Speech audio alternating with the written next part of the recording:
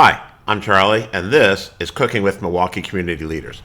Cooking with Milwaukee Community Leaders is available both as a podcast, wherever you get great podcasts, and on video on our YouTube channel, Cooking Secrets for Men. And check out our other podcasts, Munching Around Milwaukee, where we talk with local chefs, restaurateurs, foodies, and food influencers about the great, vibrant food scene we here in Milwaukee. So today, very pleased to have as on Cooking with Milwaukee Community Leaders, Lynda Welsh. Lynda, morning. Good morning. Good to see you. Thanks for coming. Nice to see you. So Lynda is the president and CEO of Sharp Literacy, and we'll get to Sharp Literacy in just a minute or so. Okay. She's won many awards. Some of that I'd like to mention right now is has been on the Milwaukee Business Journal list of 40 under 40, and also Women of Influence here in Milwaukee. So a couple of good lists. But we usually like to start at the beginning. So you were born in Kenosha. I was born in Kenosha, Okay. yes. So talk about growing up in Kenosha and just kind of getting up to where you went off to college. Sure. So, yep, born and raised in Kenosha, on the north side, middle class family.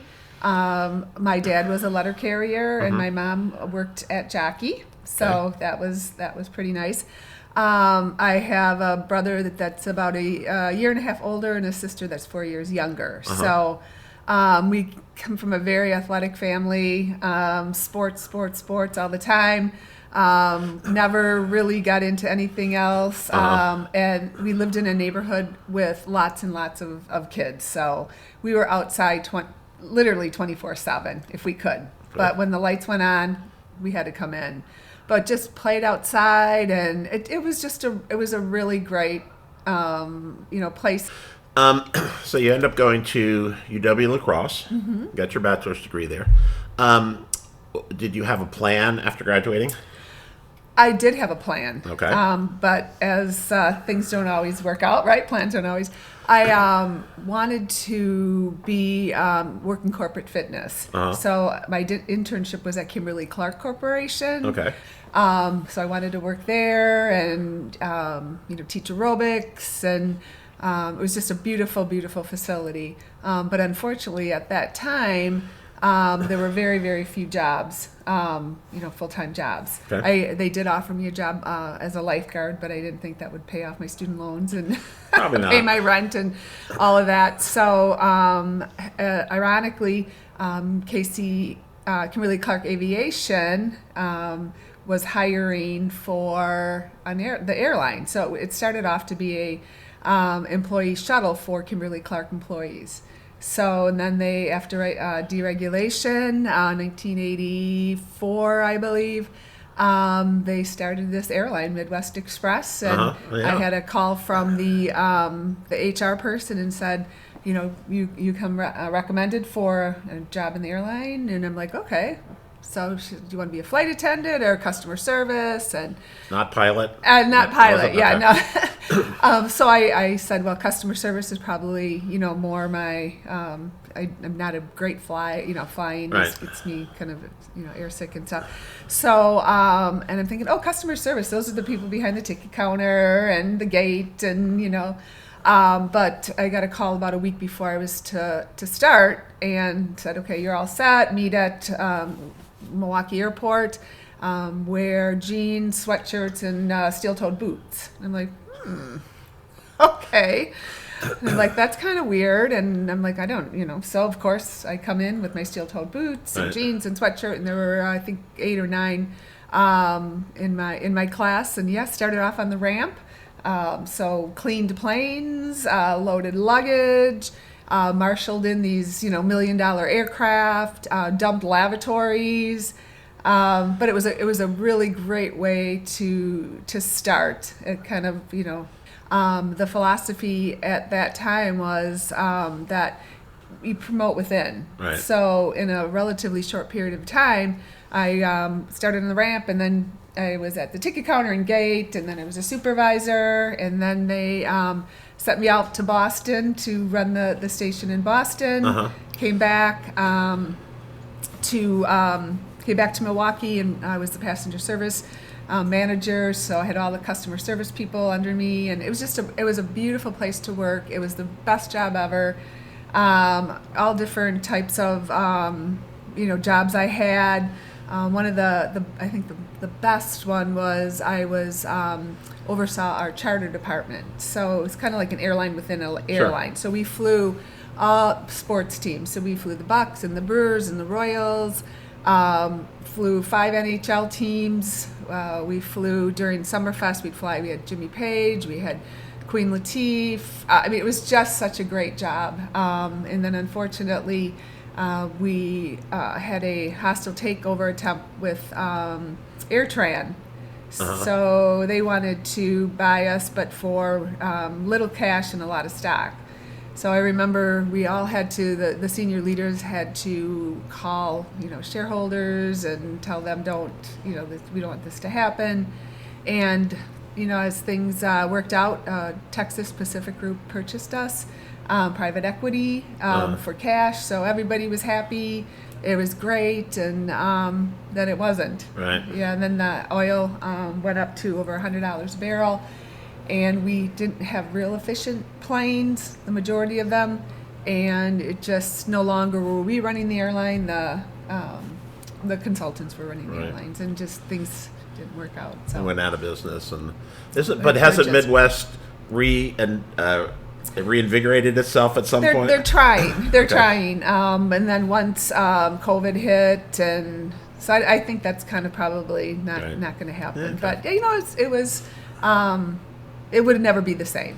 Well, people who have lived here a long time speak glowingly of Midwest. And, there used to be a flight from Midwest to blah, blah, blah, wherever it was, wherever you want to go.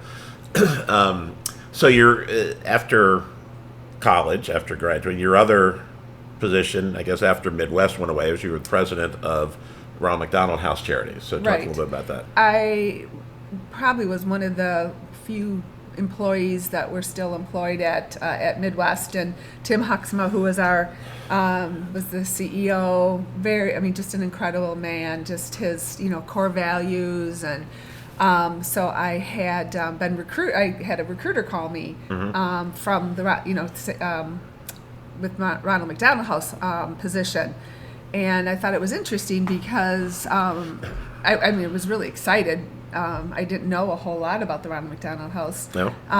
But I sat on a lot of boards when I was at Midwest Airlines, and I did a lot of volunteer work. So I interviewed for the position and got the position, and incredible mission.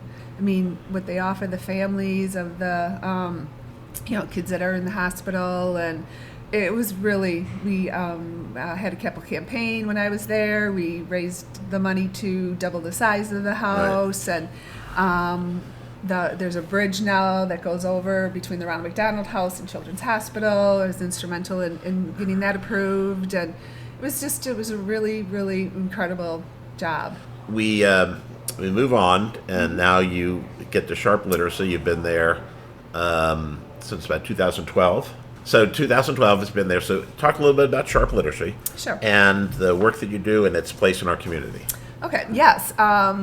It was interesting. So the same recruiter recruited me for this position. Double dipping, wasn't it? I know. Because the founder, Marlene Dorr-Kreilkamp, was getting ready to retire. So it was a tough decision, but I really wanted to be more active in the community, especially with children. That's always been my passion, and especially underserved kids. Sure. So, so I accepted the position. And my first day, I walked into the office, and I'm like, what am I doing here? I said, I'm not an educator, and I'm not an art or artist. Right. But I know how to run a nonprofit, and I care. So when I took over, it was a very I don't want to say a reading program. It was more of arts. Marlene founded the Sharp back in 1996, I believe. And it was really, she was a docent at the Milwaukee Art Museum. So she would take kids to the Milwaukee Art Museum and have vocabulary cards and, okay, what season is this Picasso print? Where is this? Huh. And, it was, it's fall or autumn. Well, how do you know that? Well, because the leaves are changing and things. So I spent about, I would say 2 years just trying to understand what it was and how do we improve it, how do we stay relevant. And I remember one of our donors, Rockwell, and we were meeting with them about the grant, and they said we can no longer support you. We're really getting away from the arts and really going towards STEM. So we started a strategic plan. That was about a year and a half, 2 years after I started, and really, tried to stay relevant because arts and STEM was becoming a really a big thing with all the corporations. So we call it STEAM. So we're a STEAM-based program. So science, technology, and the arts, engineering, and math. I've never heard that, but that's very clever. Yes. So we took time and recreated our program. So we're an in-school program. So we bring our program into the classrooms, which I am thrilled because we're probably one of the only nonprofits in education that allowed to go into the classroom during the academic day. And that's really because they see the the impact that we make. So we're in 42 schools. MPS? We're in Milwaukee Charter? And Choice. Okay. And then we're also in School District of Waukesha and La Casa de Esperanza, which is a charter school in Waukesha. Okay. We are K3 through 5th grade. Okay. Soon to probably be adding 6th grade. We are in all urban schools. Schools do not pay. We bring our program into the classroom, into the schools at no cost to the schools, which is a big thing. And it's about anywhere from $130 to $160 per student. Okay. So times that by over 8,000 students. 88% of them qualify for the free or reduced lunch program. So that kind of tells you a little bit about, kind of high poverty. And we are 90% Black and brown students. But we do amazing work. Our mission is that we partner with educators to foster a love of learning and brighten children's futures through our innovative STEAM-based programming. So we're very hands-on, experiential. We spark that curiosity, love of learning. So they get to, they get up and they do different projects, and we're teaching kids like 3rd grade right now. We're in the middle of a strategic plan, but 3rd grade students are doing video game design. Ooh. 3rd grade students. Nice. And we have partnerships is really all, we would not be able to do what we do without partnerships. We partner with MATC with their video game design program. So we have the college students meeting with our students, and we had a video game expo. Our 4th grade is all about coding and design and engineering. So actually relevant classwork that could be producing something in the future for them. Exactly. Right. We're kind of, thinking about workforce development. If we could teach these kids in K3 all the way through 6th grade, they know how to code. And plus we teach the kids, just self-confidence. And these kids start off like, I can't do this. I can't code. I can't. But at the end of it, they're like, oh my God, this is, I'd say 99% of them will continue, after our program ends in 5th, 6th grade, continue to hopefully stay involved in the STEM world. That's great. So we call this serious people with serious jobs having a little fun. We're going to have a little fun today. So I want to give you one of our aprons to put on because you're very nicely dressed and more than most people who come on the show here. So Lynda, I don't mean to throw anybody under the bus, Caitlin Cullen. But what are we preparing today? We are preparing a fresh grilled chicken caprese salad with fresh focaccia bread. Okay. It's one of my go-tos. Love, especially during the summer when you get the fresh tomatoes and the fresh basil. So. Yeah, that's the Wisconsin's winter tomatoes are orange.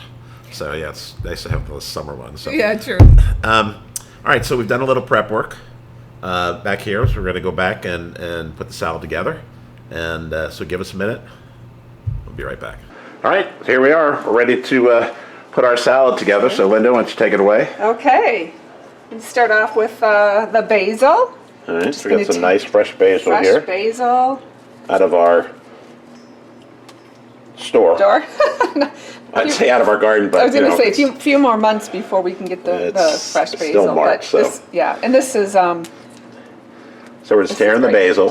Tearing the basil. Okay. Probably go a little faster. Take your time. We can edit anything. Okay. Please. So the basil is going to be our base, and there's our focaccia that we've warmed. Yes, which looks amazing. And we've got some chicken that's going to go in, and we've got some mozzarella. And we've got some great tomatoes that multicolored, and we've cut them in half. So you know how you get twice as many tomatoes, you know? Yeah, you cut them in half. And I like the small ones. Sometimes I make with large tomatoes and then cut them and then put the mozzarella, sliced mozzarella in the middle, and that's good too. This is a simple salad, so most of it is, these are ready-made. You can also, I mean, this is more for the size, to be the same size as the tomatoes, right. But you can also, as you were pointing out, use sliced fresh mozzarella and larger tomatoes, which we'd probably use in the middle of the season. All right. All right, I think we're good. It's a nice base. All right, so we got basil, and then what do you got next? We're going to put some tomatoes. All righty. So we got a lot of cherry tomatoes that we've cut in half. They look amazing. I'll try one. Good? They're good. That's surprising. Those are always sweet, no matter what time of year. I wonder where they come from. Well, in general, Metro Market, but specifically probably California or Florida. Then we're going to put the little mozzarella balls. All right. Plus, it's colorful too, which is a plus. The multicolored tomatoes are also help with that. Okay. Okay. I'm going to put just a few more. Sure. On the top. Okay. I'm going to put a little bit of pepper. All right. All right, we got pepper. And then we're going to add some grilled chicken. Okay. Put that around. Chicken strips that we've got here. We've warmed them, so you can obviously serve them cold, you can serve them hot, you can serve them at room temperature. These are slightly above room temperature. Not much, but... Okay. And then we're going to put the balsamic glaze, which is amazing. And a little balsamic. You can make your own, as the recipe can call for it. You boil it down till it gets very, what's the word I'm looking for? Like more thicker? Yeah, thicker, thank you. My English is failing me. All right. There we go. And I am going to put a little bit of, try to watch salt. the sodium, but... All right, so we're going to salt a little bit. Okay. All right. Go. Beautiful. Look at that. All right. So we got our focaccia. We'll cut that. Cut that, yeah. We'll take that to the table. And so give us a minute. And as Lynda is preparing the focaccia, and we'll be right back. All right, we're back. So, Lynda, tell us what we got here. We have a grilled chicken balsamic caprese salad. So we have grilled chicken with mozzarella, tomatoes, and basil with some balsamic glaze. Absolutely looks really, really good, I have to say. And to go along with it, we have some fresh focaccia bread. Tomatoes on that and olives. Does it make you guys think you're back in Italy? Amen. All right. They went to Italy with us. Oh, nice. All right, so Lynda, you're the guest. So why don't you go ahead and serve yourself. Okay. All right, Tom, you want to pass your plate over here, too? We'll serve you.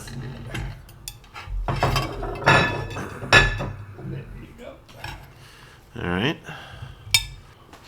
All righty. I'd say this is brunch. Yeah, it's like, 5 o'clock in the afternoon. It's 9 o'clock in the morning. But don't tell anybody. When the guy from Rare was here, Yeah. this is what he gave us. Oh, wow. What is that? So, we got Chilean sea bass and Wagyu beef. Wow, that looks... I don't even know what rare is. Is that... So Michigan Ave. Okay. Had you been here, he made that here. Oh, yeah. All right. Grab Tom's plate. Did you get some? Oh, you got some focaccia. All right. Put a little bit for Tom. There might be some left for you guys. All right. Should you pass that to Tom with some focaccia? I'm going to grab a little piece here. All right. Serving the audience. Thank you. You're welcome. All right, napkin in my lap. Because, I don't know why, but you always put your napkin in your lap. Anyway, all right. Let's give her a taste. Okay.